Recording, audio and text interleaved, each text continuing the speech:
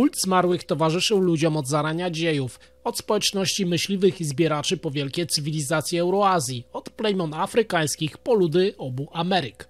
W każdej epoce i w każdym miejscu powracał w różnych formach, lecz zawsze z tym samym przesłaniem, że śmierć nie jest końcem, a więź między żywymi i umarłymi nie może zostać przerwana. Nic więc dziwnego, że obrzędy ku czci zmarłych z impetem wtargnęły do chrześcijańskiego roku liturgicznego, choć wielu duchownych próbowało ten wpływ oczywiście powstrzymać. W praktyce jednak Kościół, mimo ostrych potępień ze strony swoich przywódców, musiał w końcu ustąpić wobec potęgi tradycji i potrzeb swoich wiernych.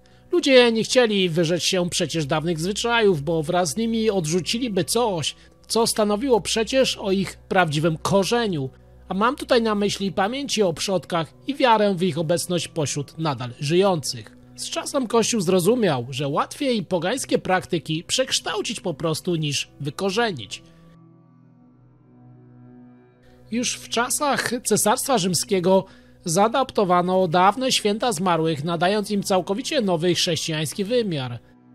Były to Rosalia, majowe święto poświęcone zmarłym. Wkrótce przekształcono je w uroczystość wniebowstąpienia pańskiego, a maj, miesiąc duchów i cieni, starano się na nowo uświęcić chrześcijańską modlitwą i symboliką nadziei.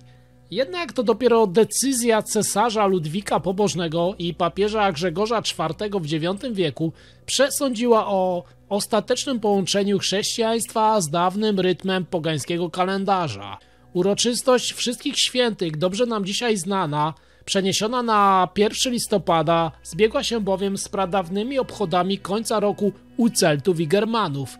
Czasem, gdy granica między światem żywych a umarłych stawała się naprawdę cienka jak ulotna mgła. Natomiast Dzień Zaduszny, ustanowiony nieco później, dopełnił już tego dzieła.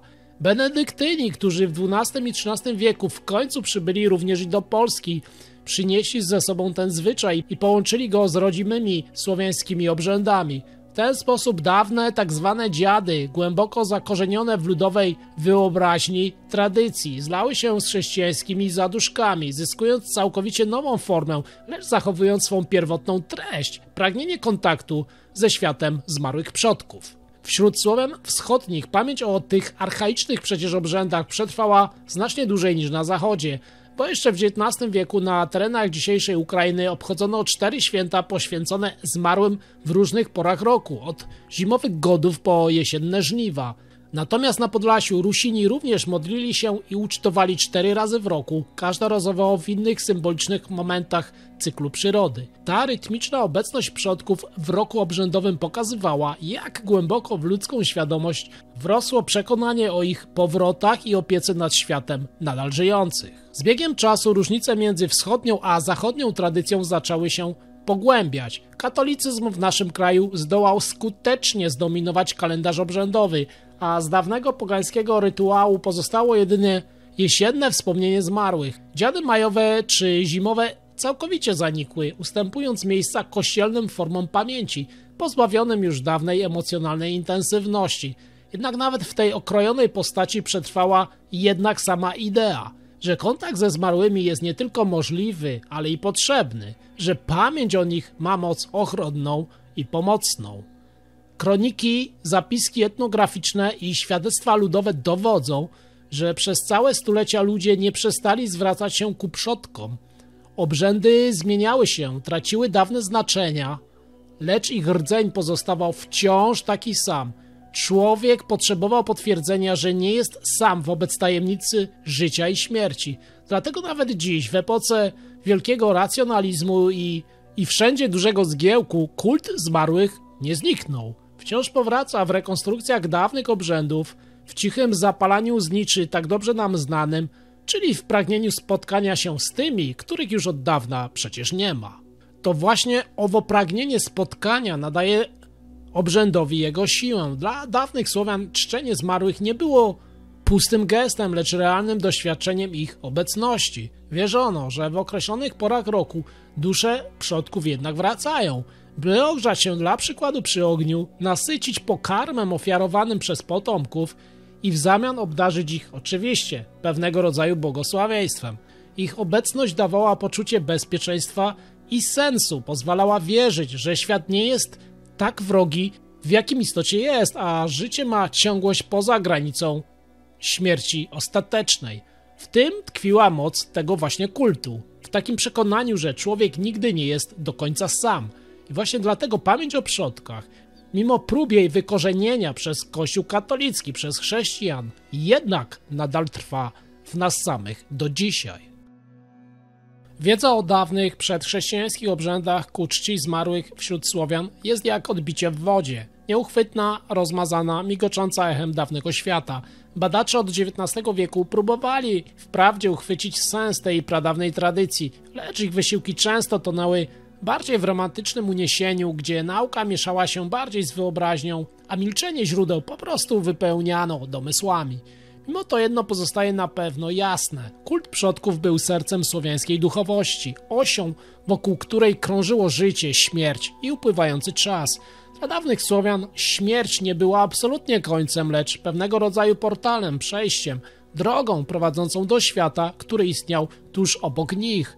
Granica między światem żywych a umarłych była cienka jak mgła nad rzeką o świcie, a duchy zmarłych powracały cyklicznie w określonych świętach, dniach i porach, by odwiedzać swoich potomków, posilać się razem z nimi darami i błogosławić im na dalszą drogę życia.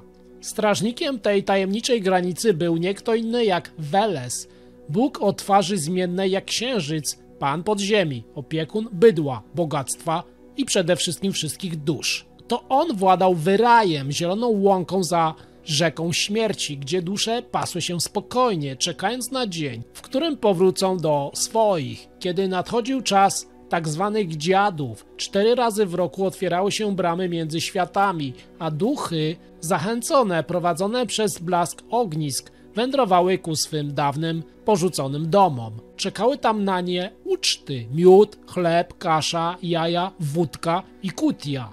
Żywi dzielili się z nimi pokarmem, zrzucając okruchy na ziemię, wylewając napoje na podłogę lub grób, by dusze mogły się posilić. Ucztowano w ciszy, z czcią i lękiem, wiedząc, że nie wolno odmówić gościny tym, którzy wracają zza zasłony śmierci.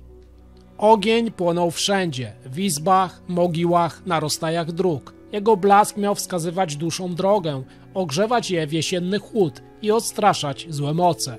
Rozpalano go także w miejscach, gdzie ktoś zginął gwałtownie, by uspokoić jego ducha i zapobiec jego wędrówkom po świecie. Ognie rozstajne miały jednak i inne znaczenie. Stanowiły barierę, przez którą nie mogły przedostać się dusze nieczyste, samobójcy, topielcy, czy też inne ofiary przemocy. Płomienie tańczyły jak strażnicy między światami, a ludzie czuwali przy nich, szeptem modląc się na swój sposób, by żaden demon nie przekroczył tej granicy. Nie tylko ogień był potrzebny, w niektórych rejonach przygotowywano dla dusz łaźnie, aby mogły się oczyścić i odpocząć, przecież jakby nie było po długiej wędrówce. Wierzono, że przodkowie wracają zmęczeni, przemarznięci, głodni, więc trzeba im dać strawę, ciepło i ciszę. Po wieczerzy nie sprzątano wcale stołu, pozostawiano resztki dla zmarłych. Nie wylewano wody za okno, by ich nie oblać. Nie szyto, nie tkano, nie przędzono, by nie uwiązać w pewien sposób duszy, która musiała powrócić do wyraju. Każdy hałas, nagłe wstanie od stołu czy śmiech mógł spłoszyć niewidzialnych gości, dlatego noc dziadów była cicha, pełna czujności i dużej powagi. Z czasem rytuał ten przybrał różne nazwy i formy. Na wschodzie mówiono o pominkach, przewodach, radecznicach, na zachodzie o zaduszkach, czyli u nas dobrze nam znanych.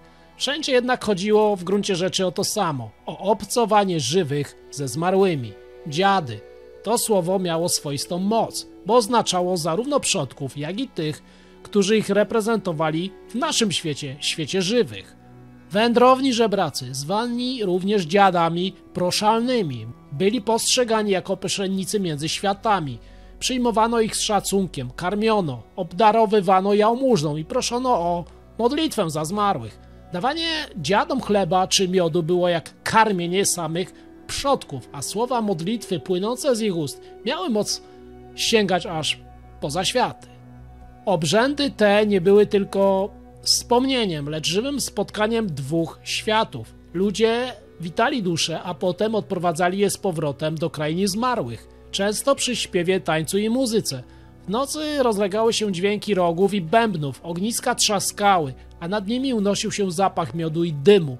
To był czas święty, w którym życie i śmierć splatały się w naszym świecie w jedność. Wraz z nadejściem niestety chrześcijaństwa zwyczaj ten nie zniknął, lecz zmienił po prostu szaty. Kościół katolicki przeniósł go na 1 i 2 listopada, tworząc tzw. Dzień Wszystkich Świętych i oczywiście zaduszki. Jednak duch dawnych dziadów chyba w nas wszystkich pozostał, bo znicze, które dzisiaj stawiamy na grobach, to echo właśnie tamtych płonących ognisk, a ciche modlitwy przy mogiłach, szept dawnych pogańskich zaklęć.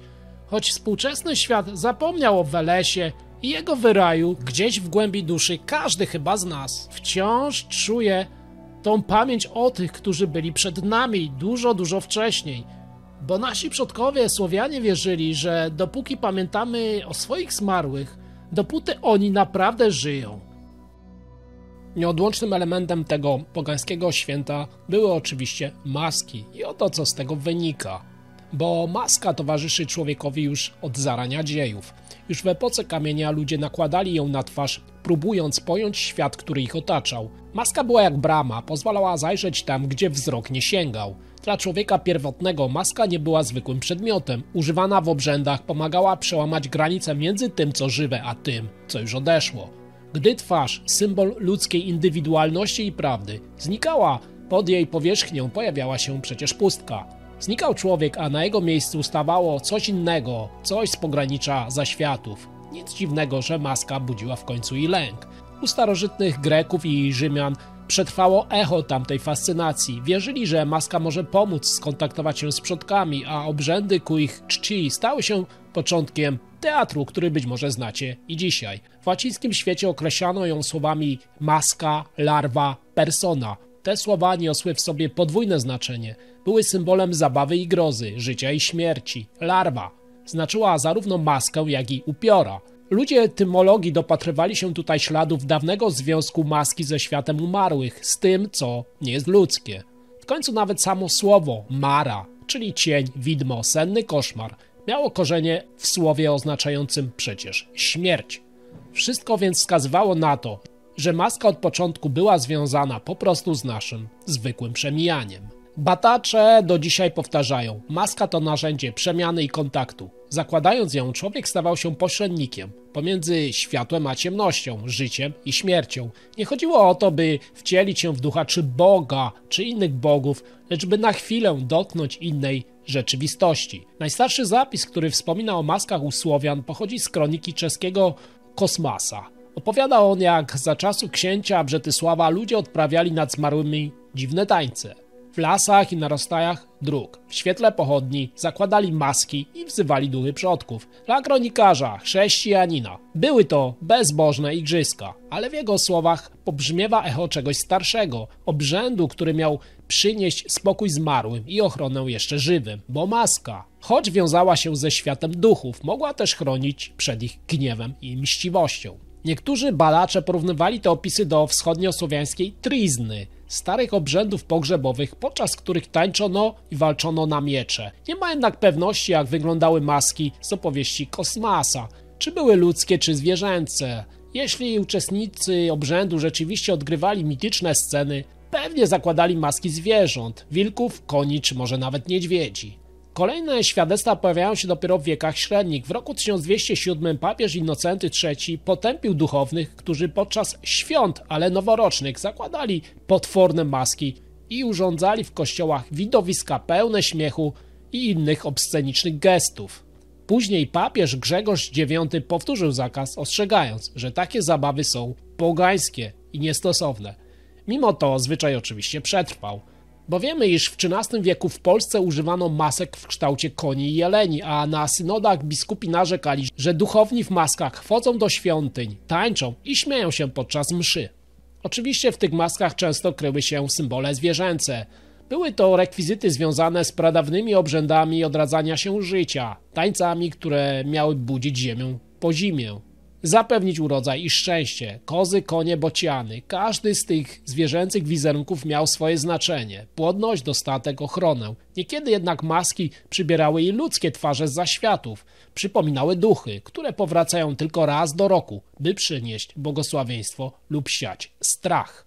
Kościół oczywiście walczył z tymi zwyczajami przez wiele setek lat, od Francji po Polskę, od Brytanię po Węgry. Wszędzie pojawiły się kazania, które potępiały ludzi przywdziewających głowy zwierząt i udających byki, jelenie czy niedźwiedzie, ale nie dało się ich całkiem wyrwać z ludzkiej duszy, bo maska, jak pisał kiedyś jeden z teologów nawet, pozwala zapomnieć o sobie i dotknąć tajemnicy, której imienia nikt już nawet nie pamięta. Wreszcie maska znalazła dla siebie i nowe miejsce, stała się częścią w końcu chrześcijańskich świąt. Towarzyszyła orszakom Trzech Króli i innym świętom. Kiedyś służyła do rozmowy z duchami, teraz już tylko bawiła ludzi. Ale czy naprawdę przestała być święta? Czy księża, którzy zakładali ją w dni szaleństwa i śmiechu, wiedzieli, że powtarzają gest przodków sprzed wielu tysięcy lat? Dzisiaj maska zmieniła znaczenie, ale pozostała tym, czym była kiedyś u swego początku. Cienką zasłoną między człowiekiem a światem niewidzialnym. I zawsze, gdy ktoś ją nakłada, wciąż słychać echo tamtych dawnych obrzędów, gdy żywi tańczyli pośród zmarłych, a zmarli przyglądali się im z ciemności. Teraz wyobraźcie sobie, że wśród błotnistych warstw dawnego Nowogrodu Wielkiego, gdzie ziemia wciąż kryje oddech dawnych wieków, archeolodzy natrafili na niezwykłe przedmioty, skórzane twarze, które milczą, lecz jakby wciąż patrzą. To maski, największy dotąd odkryty zbiór takich reliktów. Świadectwo czasów, gdy ludzie jeszcze pamiętali, że między światem żywych i umarłych istnieje tylko cienka zasłona. Wszystkie wykonano z organicznych materiałów, ze skóry i tkanin, miękkich, ale zdolnych zachować kształt ludzkiego oblicza. Niektóre były ludzkie, inne zwierzęce, jeszcze inne łączyły w sobie obie natury. Miały otwory na oczy i nos, zęby wycięte w skórze, usta wykrzywione w uśmiechu lub grymasie. Tu i ówdzie zachowały się resztki farby, czerwone, żółte, pomarańczowe linie, które musiały błyszczeć kiedyś w ogniu pochodni. Jedna z masek nosiła na czole słoneczny znak. Krąg z promieniami, jakby wzywała słońce do powrotu, do odrodzenia świata po zimowym śnie, znak solarny. Były niewielkie, ledwie 20 kilka centymetrów wysokości, ale wystarczające, by zasłonić właśnie twarz, ale nie duszę tego, kto je nosił. Czasem mocowano je również do kaptura lub innej części stroju, jakby stanowiły fragment większego kostiumu, w którym człowiek mógł na chwilę przestać być po prostu sobą. Znalezione w warstwach z XII i XIV wieku maski z Nowogrodu i pobliskiego Łukowca nie trafiły do grobów ani świątyń. Leżały w miejscu zwyczajnym, jakby ktoś je po prostu zgubił po uczcie, po tańcu, po obrzędzie. Rosyjskie badaczki, które opisały te znaleziska, dostrzegły w nich echo obrzędów przejścia, świąt, gdy stary rok umierał, a nowy dopiero rodził się w ciemności. Według nich maska mogła przedstawiać ducha przodka, przewodnika stada albo sam czas, starca odchodzącego w mrok, ustępującego miejsca młodemu światu. Oczywiście podobne ślady znaleziono także w innych miejscach. Na Ostrowie Tumskim we Wrocławiu natrafiono na 2 drewniane fragmenty, które przypominały maski. Leżały w ziemi pośród kości, skorup i innych odłamków, jakby również wrzucone tam po zakończonym święcie. Niektórzy widzą w nich resztki narzędzi, inni relikty obrzędu, w którym zwierzęce postacie tańczyły wokół ognia, błogosławiąc domy i pola pierwszych Słowian. Może właśnie tam, w cieniu katedry, duch pogańskiej przeszłości spotkał się z nową wiarą, a drewniana twarz kozy wciąż śmiała się w noc zaduszną. Jeszcze dalej, bo w Danii, w szczelinach Starej Łodzi znaleziono inne dwie maski z filcu i wełny, twarze zwierząt nasączone smołą, które kiedyś mogły należeć do szalonych wojowników wikingów, berserków. Ktoś kiedyś włożył je, by przybrać oblicze bestii, by w szaleńczej furii i szaleństwie przekroczyć granicę swego własnego człowieczeństwa. Potem maski zużyte trafiły do Łodzi, jakby w ostatniej podróży miały odpłynąć razem z duszami swoich właścicieli. Wszystkie te znaleziska z Nowogrodu, Łukowca, Opola, Wrocławia i Hedebi składają się w opowieść o maskach, które istniały gdzieś pomiędzy codziennością a rytuałem, pomiędzy zabawą a świętością. Nie zostały złożone w ofierze, nie spoczywały przy zmarłych, raczej zgubione w czasie tańca, porzucone po obrzędzie, jakby duch, który w nich być może na chwilę zamieszkał, nie zdążył wrócić do świata cieni.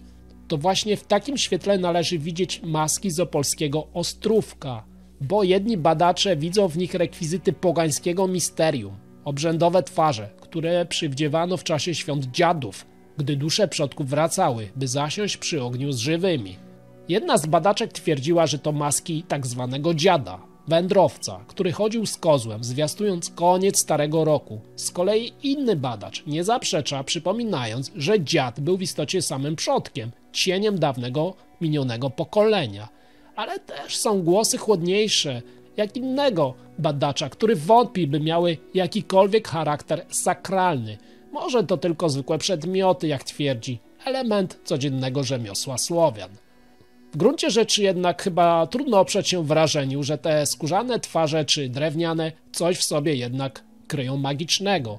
W ich pustych oczodołach czai się wspomnienie nocy, gdy ludzie gasili ogniska i czekali, aż za rogu w mroku wyłonią się duchy dziadów. Wtedy wkładano te maski, by je rozpoznać, by mówić ich głosem, by przypomnieć im drogę do domów.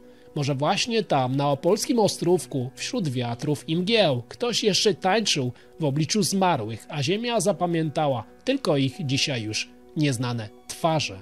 Zatem pozwólmy ludziom wierzyć.